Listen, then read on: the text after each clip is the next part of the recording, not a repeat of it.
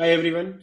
In last video, we talked about how it is important to ask questions to learn more and to grow. Today, I'm going to share some tips about how do you when you're asking other people for help, how do you ask those questions so that you get maximal help. Asking question, the way to ask question is also very important because the person who is helping you has to spend energy and time in answering those questions. So have some empathy for the people who are helping you. Always Google first, as in most of the problems can be solved by searching on Google.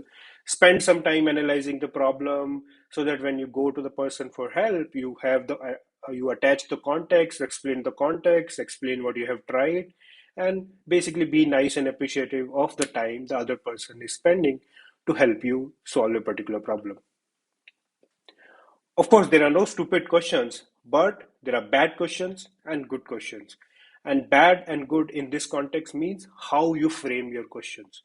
As always, I'm gonna take particular examples so you understand the tips I'm trying to give you. Let's take this example, right? Someone has written a FIFO code, so he comes up and says, "Okay, I have written FIFO code. It's not working. Can you help?" These are 200 lines of code, right? For me to help and solve this or help on this particular question, I have to spend a lot of energy and time doing this. Even if you're implementing the same functionality in software or in hardware, there are hundreds of ways of writing the code.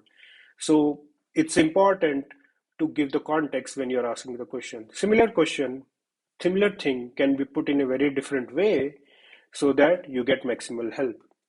And the right way maybe is I have written this FIFO code, I debugged and ran simulation. Most of the code seems to be working fine. On this particular block, I'm not getting the results I wanted. Can you analyze and help me what I might be doing wrong in this particular piece of code?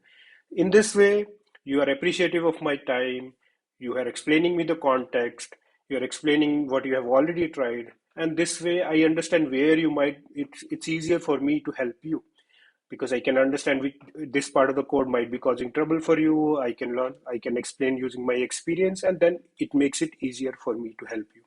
Let's take another example in the software context. And this example is from Stack Overflow. And it's it's funny as in how many examples of good and bad questions you can find on Stack Overflow. So let's say this question. I'm trying to load an image in my Ionic app and the image is not shown. Any ideas what might be going on, what I'm doing wrong? Again, so people trying to answer this person, okay, where is the image coming from? Are you loading from local resource? Are you loading from URL? Which version of Ionic you are using? What is the layout of your HTML code and all those things? So people are asking follow-up questions to trying to help this person.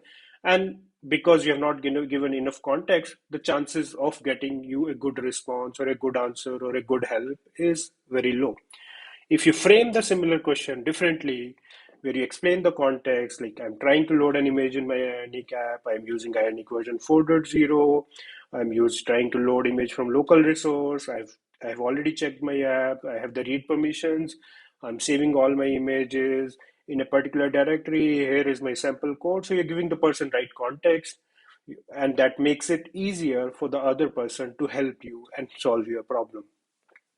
I hope these tips help you. Why don't you try it out and add in the comments how these work out for you?